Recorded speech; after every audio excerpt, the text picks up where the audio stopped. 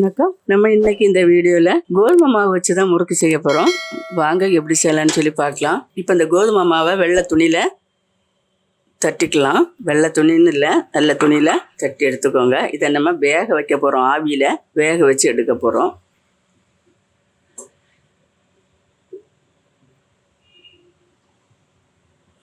இது மாதிரி வச்சுக்கலாம். இப்போ இந்த பாத்திரத்தில் கொஞ்சம் தண்ணி சேர்த்துக்கலாம். இட்லி செட்டில் கூட வச்சு வேக வச்சு எடுத்துக்கலாம். இப்போ இட்லி தட்டு அடுப்பில் வச்சுருக்கேன். இது மேலே இதை வச்சுக்கலாம். இந்த மாதிரி இருக்கட்டும். ஒரு தட்டு போட்டு மூடி வச்சிடுறேன். ஆவிலே ஒரு 10 நிமிஷம் இருக்கட்டும். இப்போ எடுத்துடலாம், ஆஃப் பண்ணிடலாம்.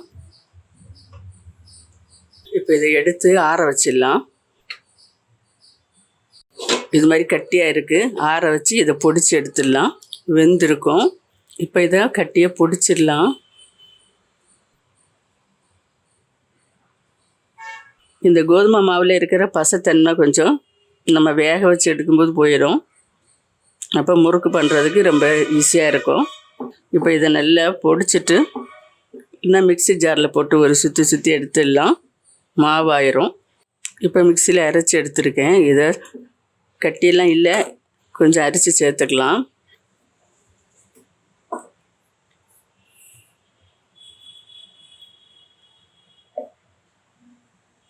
மூணு டேபிள் ஸ்பூன் பொட்டுக்கடலை இதையும் இதோட சேர்த்து சலித்து சேர்த்துக்கலாம்.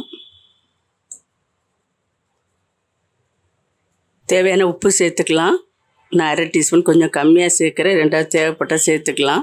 ஃபஸ்ட்டே நிறைய சேர்க்கக்கூடாது. 1/2 டீஸ்பூன் மிளகாத்தூள் சேர்க்குறேன். மிளகாத்தூள் சேர்க்காமலும் செய்யலாம். இது காரமாக இருக்கும். கொஞ்சம் ரொம்ப காரம் இருக்காது, லைட்டாக காரம் இருக்கும். இதுவும் நல்லா இருக்கும். ஒரு 1/2 டீஸ்பூன் நெய் சேர்த்துக்கலாம். 1 டேபிள் ஸ்பூன் கொஞ்சம் சூடான ஆயில் இதை சேர்த்துக்கலாம். இப்போ எல்லாத்தையும் சேர்த்து மிக்ஸ் பண்ணலாம். இப்போ சூடு எண்ணெய் சேர்த்துருக்கனால கொஞ்சம் கரண்டியால் எல்லா பக்கமும் மிக்ஸ் பண்ணி விட்டுட்டு அப்புறம் கை வச்சு கறந்துக்கலாம்.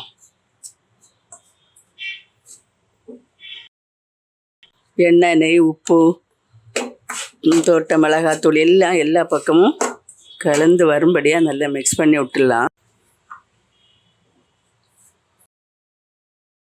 இது 200 கிராம் மாவு இருக்கும். இந்த அளவுகளில் மிக்ஸ் பண்ணிடலாம். இது நல்லா மிக்ஸ் பண்ணிவிட்டு கொஞ்சமாக தண்ணி சேர்த்து நம்ம சப்பாத்தி பிசைகிறத விட கொஞ்சம் லூஸாக இருக்கணும். அந்த மாதிரி பார்த்து பண்ணணும். இதில் கொஞ்சம் ஜீரகம் சேர்த்துடலாம். இப்போ இந்த ஜீரகத்தை நல்லா கையில் வச்சு கொஞ்சம் நசுக்கி சேர்த்துடலாம். இந்த வாசம் நல்லா இருக்கும்.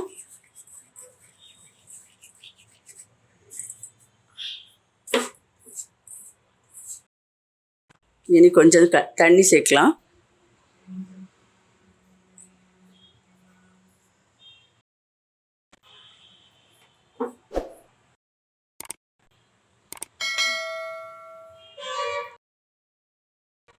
இப்போ இது மாதிரி நல்லா பிசைஞ்சு வச்சுருக்கேன்.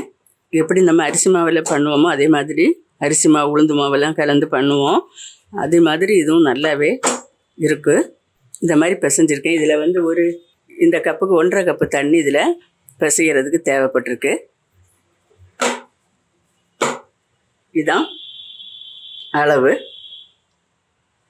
இந்த அளவில் பிசைஞ்சு எடுத்தாச்சு. இனி முறுக்கு குழாய். இப்போ நான் இந்த அச்சு தான் எடுத்திருக்கேன். இதில் எல்லாம் கொஞ்சம் எண்ணெயோ நெய்யோ தடவிக்கலாம். கொஞ்சம் ஸ்மூத்தாக இருக்கும். இதில் தடவி வச்சுக்கலாம்.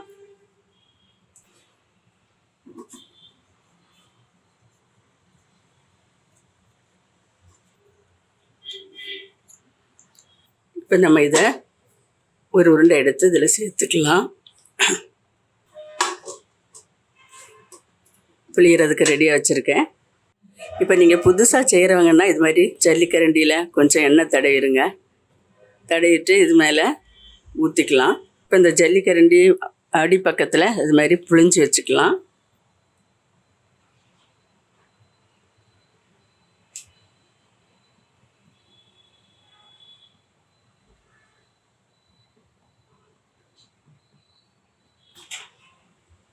இப்போ எண்ணெய் நல்லா காஞ்சாச்சு. இது அடுப்பை கொஞ்சம் மீடியமாக வச்சுக்கலாம். ரொம்ப ஹையாக வைக்க வேண்டாம், லோவாகவும் வைக்க வேண்டாம். இப்போ இதில் போட்டுடலாம்.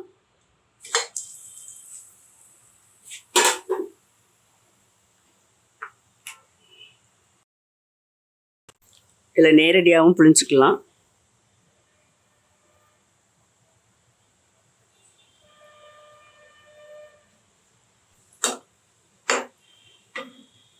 கொஞ்சம் நேரம் அடங்கும் வர நம்ம போட்டு எடுத்துக்கலாம்.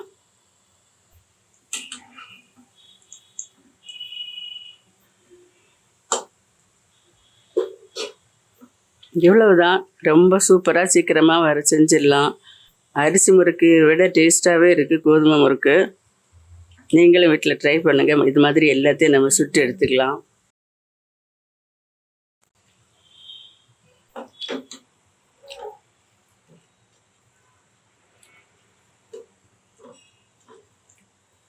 இப்போ நேரம் அடங்கி வருது.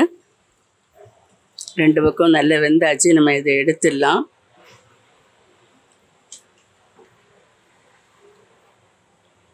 வேறு அச்சுலையும் இது மாதிரி போட்டு எடுத்துக்கலாம். இப்போ இது மாதிரி போட்டுக்கலாம்.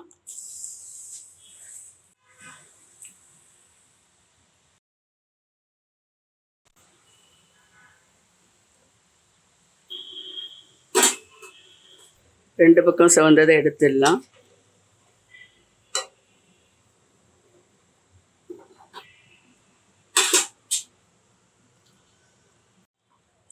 இதை எடுத்துடலாம்.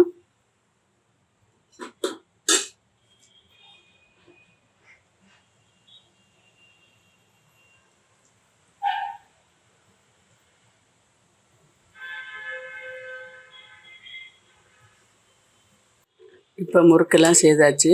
ரொம்ப நல்லா வந்திருக்குது முறுக்கு. வீட்டில் நீங்களும் இது மாதிரி ட்ரை பண்ணுங்கள். மறுபடியும் ஒரு நல்ல ரெசிபியோட நான் உங்களை சந்திக்கிறேன். மறக்காமல் லைக் பண்ணி ஷேர் பண்ணுங்கள், கமெண்ட் பண்ணுங்கள், சப்ஸ்கிரைப் பண்ணுங்கள். நன்றி. God bless you.